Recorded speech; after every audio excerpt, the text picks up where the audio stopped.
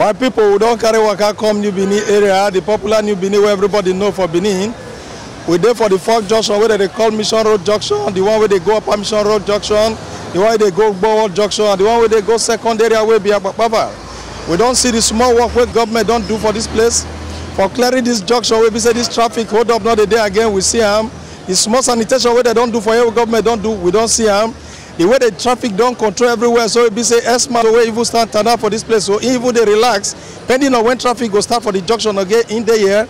We can't say government don't work tire for this place and he don't try. We go commend government for this place. We go thank Mr. Governor, thank the governments how they fit to do this place, decongest this place, where this place not the hook, way not the business, not the jam again. We say make we thank with Mr. Governor. We still they ask, or Oliver Twist ask for more. We still they ask that the direction will pass reach this junction, not be now the real eyesore. What we see for that direction from Upper Lawani Junction, from Lawani Junction, come this junction, we'll start put so. What we see for that place, not be smart we see for that place. When we reach Yoruba Street Junction, in fact, when you go look and you nearly want to vomit. When we reach Losayaba Junction, oh my God, not be smart they do for that place. The people who are in charge of that area, as they work for this place, may they try, may they still go, do small, get work for that place, may they clear that place. The place not be well person they see at all. May they carry these people, show them the direction where they go to do their business, where they go to put their market activities for ground, where people go to see. May they try by all means, may they go clear this particular area. Because this junction where they so we'll see them before, like 2 years ago, 3 years ago, even last year back, we'll see this place before, not gonna say this place will feel be like this. The traffic for this junction they work where the traffic the ESMA people that they do their work where they even they relax because nothing they happen for this place where they cause hold up. But what would they talk so whoever they in charge of this area will be say would just say will pass region so may they go do their bonga cleaning for that place. May they tell these market people may they worker go inside. Because the beauty of sitting and the beauty of the major roads, and we still beg Mr. Governor, may they took care for this area, may they make sure say they clear this place. May the people enter inside market, may they go to do their business. The people in charge where government put as agency, where they look into this place, may they come out, may they carry a for this place, may they come look at where said it's not good for at all. This now TMC TV, we carry waka come here and we they do other areas. We say make we show na here this morning. We say make we come see as the place be so that we fit tell our people where they go see. The General Manager for Edo State Waste Management Board, Nasabian well, we they call on Debo, but everybody call on Sadebame, Emariagbe. You know, we work out today for New Benin area, the Fork Junction for New Benin, which is the traffic light. We carry out the look slope, the other side carry out the look Upper Mission, the other side they look Mission Road, the other one they look Lagos Road, which one be where they call Bowo. From Upper Lawani and Lawani Junction, we work out, we can't see where we say no good for highway, we say government never do anything there. We can't see the area where we say even the Waste Management Board and some of the agencies where they work for government, they don't clear that area and decide we're not good because we could carry waka go meet the GM. Make it took man for the reason why that place still be like that and waiting it go do in future when we come up for here. So we go hear from and make it talk to us. First of all, make I thank you when you take waka come and make I also greet my country people. Our people will be sitting there for house they watch us. I want to first of all thank our people because without the people we not go there where we did. And whatever we do now for the betterment of the people. When we say the environment has to be clean, now for the people's own health. That means they say cleanliness is next to godliness.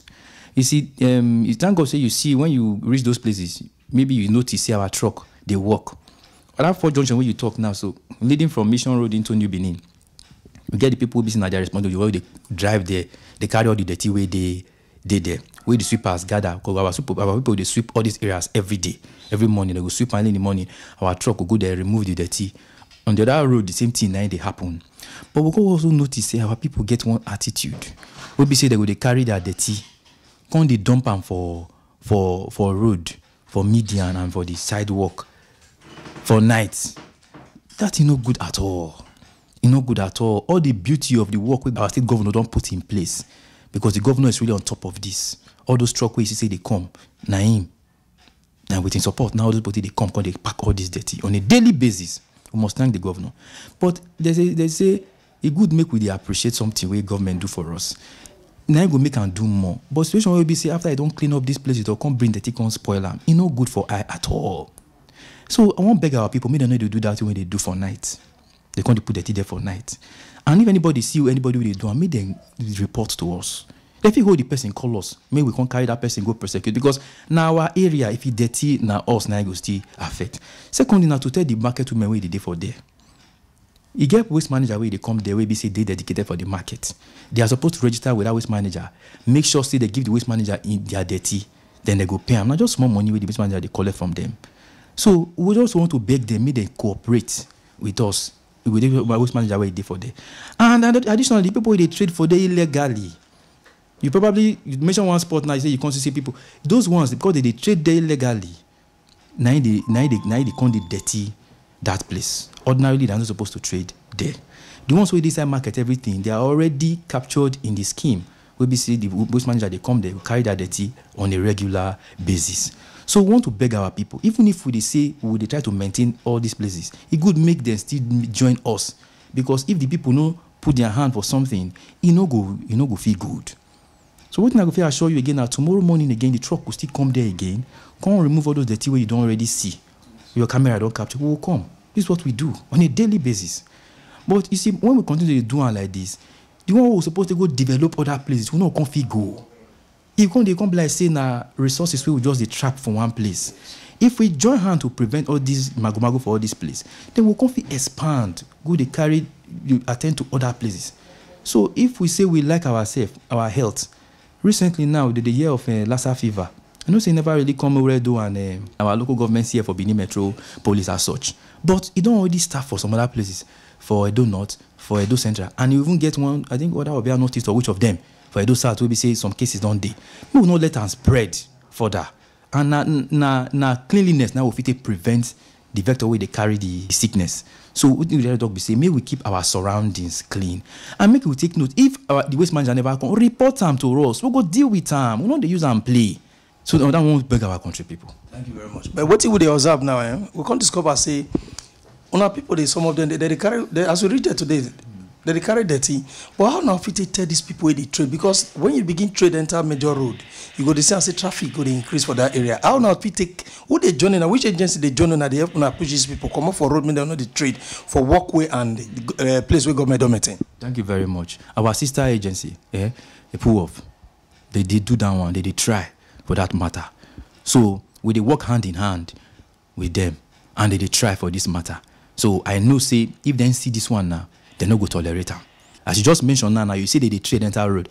If people was here that one now, they go verse. They'll go to those people say no, I cannot trade here. You cannot mess up this place because there's a risk attached to that thing as well.